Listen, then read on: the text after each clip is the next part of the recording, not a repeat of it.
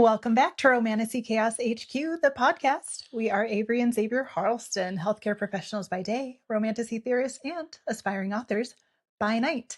Today we are covering the epigraph from Iron Flame, chapter 34. This is your warning. There will be spoilers for the entire Empyrean series. If you haven't read all 3 books, it may be time to turn back. As honorary members of Second Squad, we cuss a lot and discuss all adult topics, and we make a fuss about the facts of life.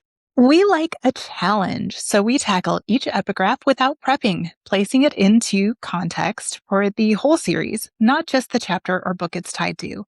But you don't have to take it cold, so here is our post-recording one-sentence summary of the chapter. Second Squad adapts the plan to deal with Auric's injured hands, Xaden departs to take Warwick's journal to Brennan, and Nolan drugs Violet with the bond-blocking serum when Varys shows up. There are 6 minutes on the clock, and Iron Flame lore more unexpected than Nolan betraying Violet.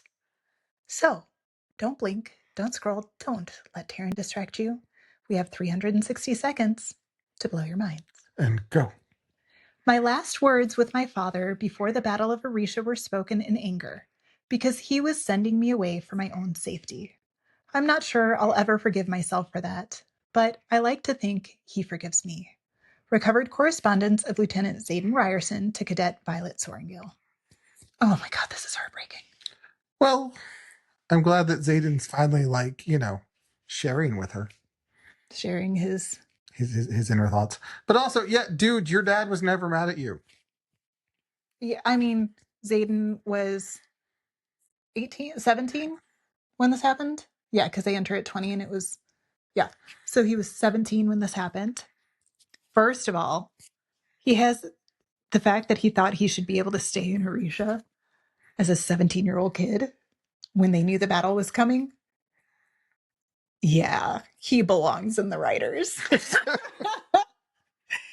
But second of all, there's so much of reading. If I was reading this as a 23-year-old young person in Xaden's shoes, the experience of reading it as an adult who has parented 17 and 20 and 23-year-old kids, it's just so, what I take away from this is so different than what I think maybe a younger person who isn't a parent would take away from it, because I don't think there's the entire point of parenting teenagers is all about knowing that they think you know nothing and that they are going to, at times, hopefully not often, but at times, believe that you think the worst of them, and that, you're going to be so mad. I can't tell you about this because you're going to be so mad. Oh my gosh. No, I'm not saying every parent is like us, but I can only help you make good decisions if you tell me about the decisions you have to make. And ultimately, my goal is to help you make good decisions. No, but we had an entire episode digging into Fen, and Fen definitely is if what it takes is you being mad to not be at Aretia when the shit hits the fan, be mad. But you're not going to be here. Lilith says, I'm strong enough to take your anger.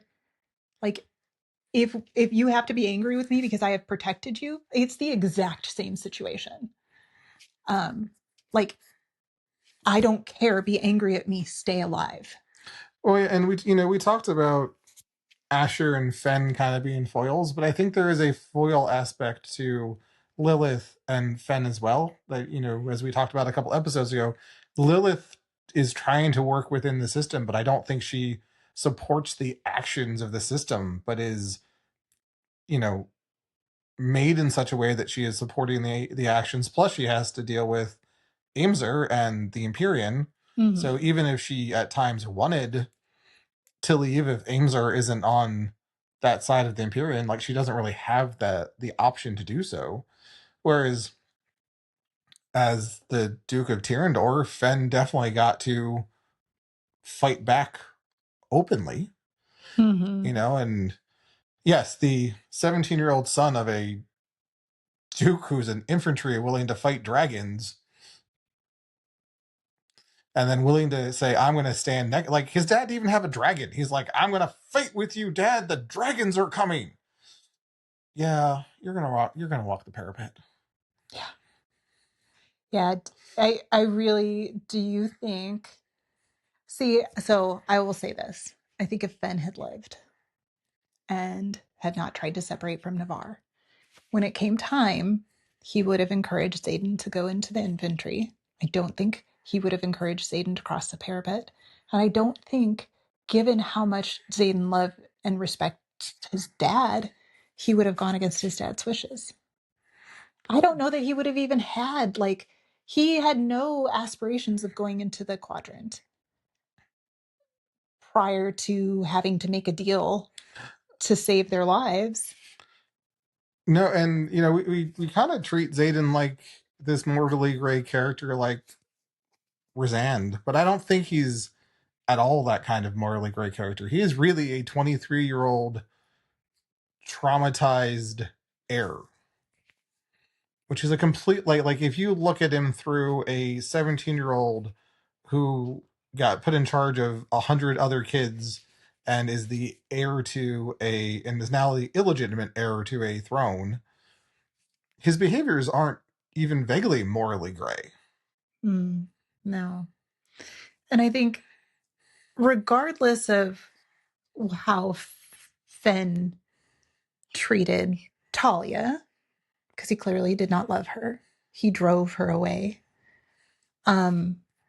Regardless of that, he always loved Xaden. He always, I think, instilled in Xaden a strong sense of right and wrong, a strong sense of values and where your priorities should be, and a sense of responsibility for the people that are under your protection, whether that's the marked ones or people in Tyrandor, like all of the people who live in Tyrandor who he's responsible for. Well, that's our time. Did we blow your minds? Let us know in the comments, and remember, we love you. Stay out of the clouds, off the ice, and come back to us. We'll see you next time. See you next time. Remember, lore lovers, fantasy fanatics, and good girls, like, rate, review, subscribe, and share.